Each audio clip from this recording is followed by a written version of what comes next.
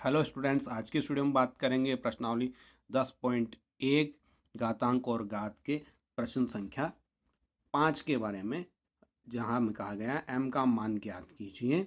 हमें यहाँ पर m का मान ज्ञात करना है। किसके लिए? जिसके लिए 5 की घात m भाजक 5 की घात -3 बराबर 5 की घात 5। अब यहाँ हमें क्या करना है कि इस समीकरण को हल करके और m का मान ज्ञात करना है। ठीक है, तो चलिए शुरू करते हैं। तो सबसे पहले हमें क्वेश्चन लिखना है और क्वेश्चन को मैच करना है कि हमने सही लिखा है या नहीं लिखा है। अलजेब्रा में और इन क्वेश्चंस में सबसे ज़्यादा जो गलतियां होती बेटा, वो होता है कि हम क्वेश्चन उतारने में ही गलत कर देते हैं, प्लस माइनस का। तो ये ध्यान से लिखना है।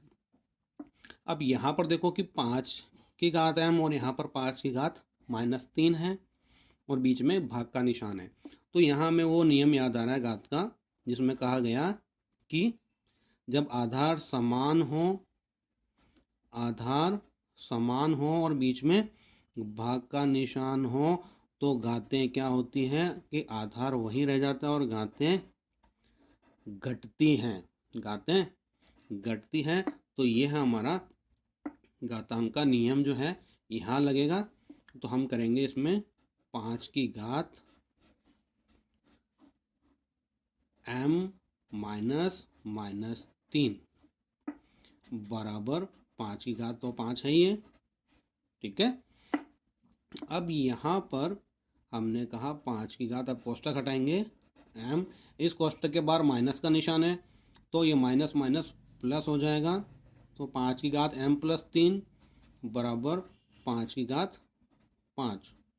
तो घातांक का एक नियम ये होता है कि जब आधार समान हो और बीच में बराबर का निशान हो तो उनकी घातें भी समान होगी।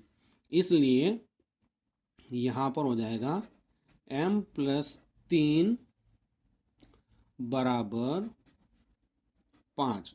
आधार बराबर थे, अब हमने घातों को बराबर रख दिया। और जब घात बराबर हो गई तो हमें यहाँ क्या करेंगे, पक्षांतरण करेंगे। m तो पहले से इधर है, हमें m का मान चाहिए तो m इधर रखेंगे, बाकी उधर ले गए तो ये +3 -3 हो जाएगा और ये हो जाएगा m बराबर 2। ये m बराबर 2 हमारा आंसर हो जाएगा, जिसमें हमसे कहा गया था कि m का मान ज्ञात करना। तो हमने m का मान ज्ञात कर लिया। उम्मीद है कि आपको क्वेश्चन अच्छे से समझ में आया होगा। एग्ज़ाम का बहुत इंपॉर्टेंट क्वेश्चन है इस प्रश्नावली का, तो इसे अच्छे से रिवाइज कर लीजिएगा। नहीं समझ में आए एक बार वीडियो वापस देखें। फिर भी कोई डाउट हो तो आप कमेंट बॉक्स में कमेंट कीजिएगा। आपके डाउट्स को दूर करने का प्रयास करेंगे। Thanks for watching.